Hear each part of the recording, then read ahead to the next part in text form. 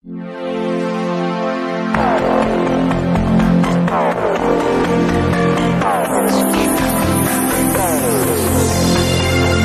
mga gawiks, ang masayang hapon sa lahat dyan. Tayo ngayon mga gawiks ay may gagawin, no?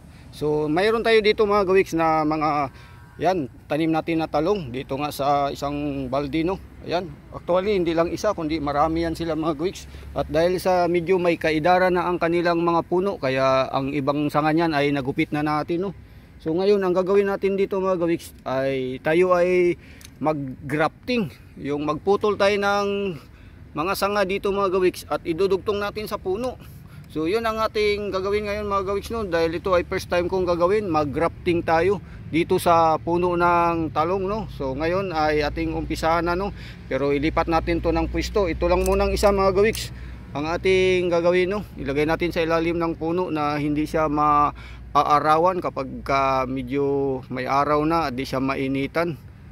So yan mga gawiks ang aking gagawin ngayon. At siyempre kung ikaw ay napaligaw lang dito sa aking YouTube channel, huwag kalimutan subscribe at siyempre pahit na rin yung notification bell para updated ka sa mga video na i-upload ko. So ito ngayon mga gawiks, no, mga bagong sanga yan dahil sa pinutol yung kanyang sanga na luma. Ayan yung putol nga mga gawiks, no.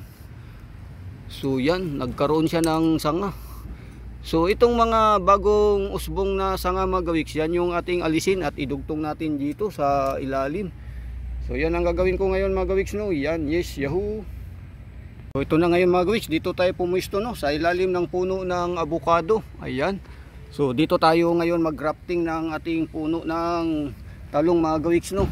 So puputulin natin dito sa kanyang puno at kukuha tayo dito ng mga sanga na ating idudugtong dyan. So yan, umpisahan ko na ngayon mga gawiks, no. So ito mga gawiks, dito ko banda putulin. Kung kaya kong putulin dito, no.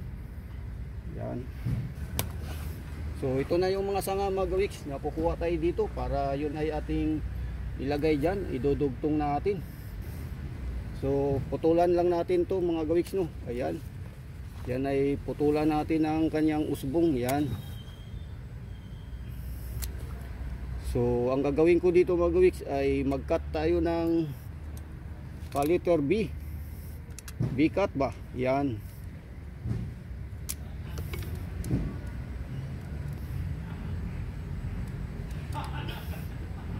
So ito ngayon mga gawiks, no. Ayan. So yan ang ilagay natin dyan. Kukuha pa tayo ng isa, dalawa yung ating gagawin.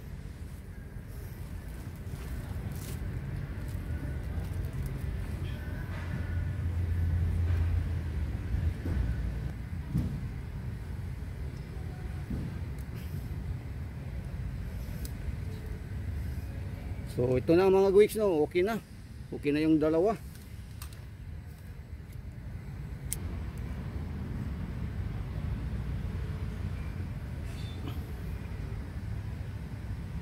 Yung ating pinutol na sanga, isusuksok natin ngayon dito.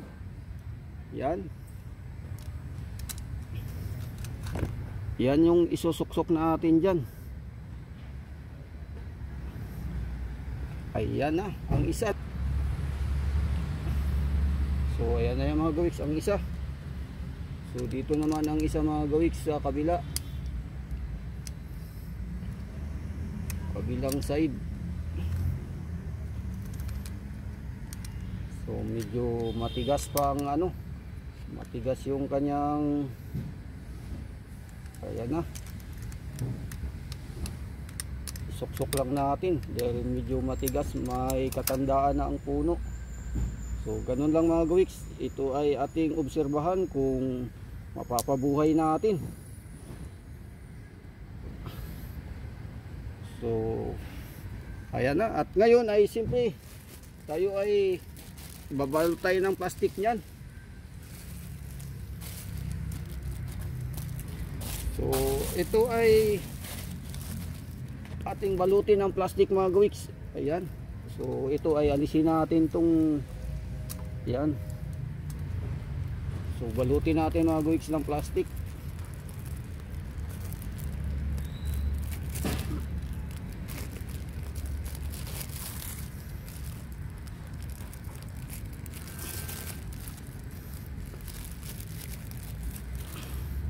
So yan. So ang plastic na ginamit natin mga gawiks ay ordinary lang, pero may plastic talaga ito na gamit na pang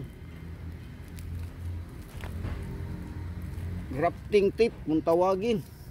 So yan mga gawiks, pag natapos natin yan, ayan, yan ay ating tatakpan, no. Yan. Tapos yan ay ating talian dito mga gawiks. No, tayo ay magtali dyan ng guma, magupit tayo ng guma mga gawiks. So talian natin ang guma dito sa baba mga gawiks, no. Ayan.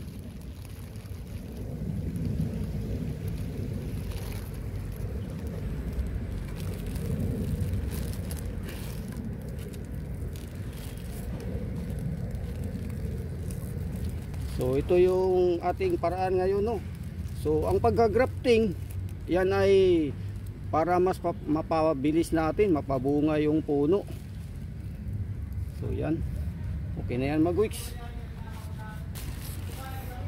So iwan na natin yan mga gawiks, no. Update lang natin yan kung silipin natin yung kanyang sanga, yung dalawang ating dinugtong.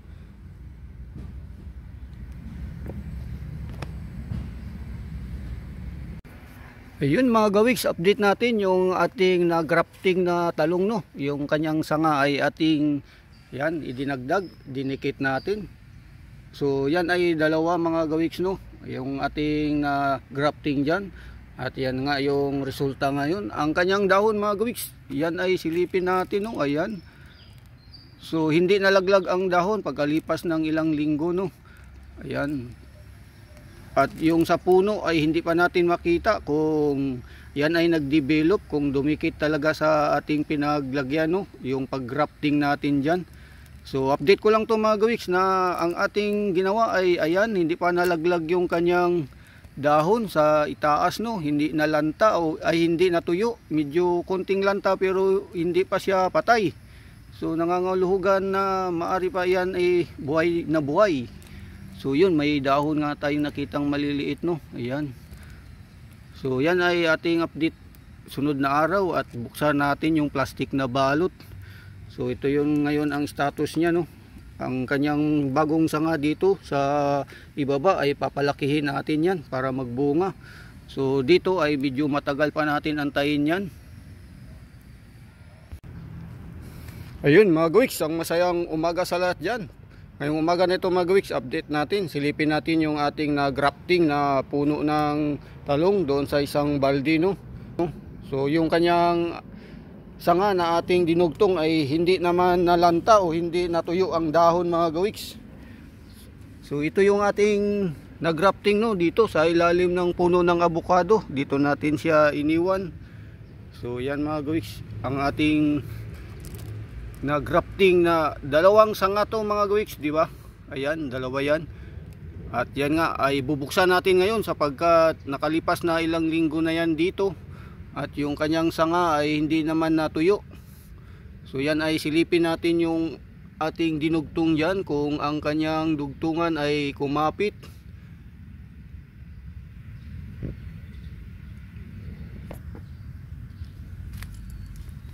So now tanggalin natin ang ating tinali na guma dito mga gawiks, no. Yung tinali natin na guma ay alisin natin kung ano na ang ating makita dyan sa sanga na ating dinugtong, no. Kung yun ay nag-ugat o talagang silang dalawa ay kumapit doon sa sanga na ating idinikit, no. So ito na yun mga gawiks, ating alamin. Alisin na natin ang balot at hayaan natin na ito na mabilad dito sa araw. So ayan yung andyan. Ang kanyang mga dahon mga gawiks ay mananatili siya sa kanyang sanga, no. Hindi siya natuyo. So ang plastic niya mga gawiks ay ating yan.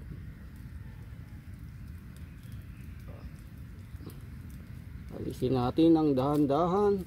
So itong style na to mga gawiks ay two side grafting, no. Two side kasi dalawang sanga yung ating idinikit dito. At yun na nga, ngayon ay atin ng silipin, ating buksan kung epektibo yung ginawa natin na pag-grafting sa puno ng talong.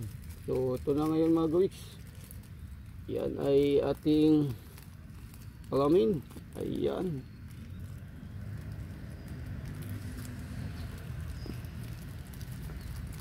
So hayaan lang muna natin ito mga gawiks, no, na siya ay manatili dito. Yung kanyang dahon mga gawiks ay nanatili namang sariwa. So ayan. Yan ay nakalipas na halos 2 linggo o 3 linggo mga gawiks, no. Ayan yung ating nag-grafting dito. At ayan yung kanyang sanga. Yan. So tayo ay magagawa pa ng mas marami niyan mga gawiks, dahil marami tayong puno ng talong dito. So yan.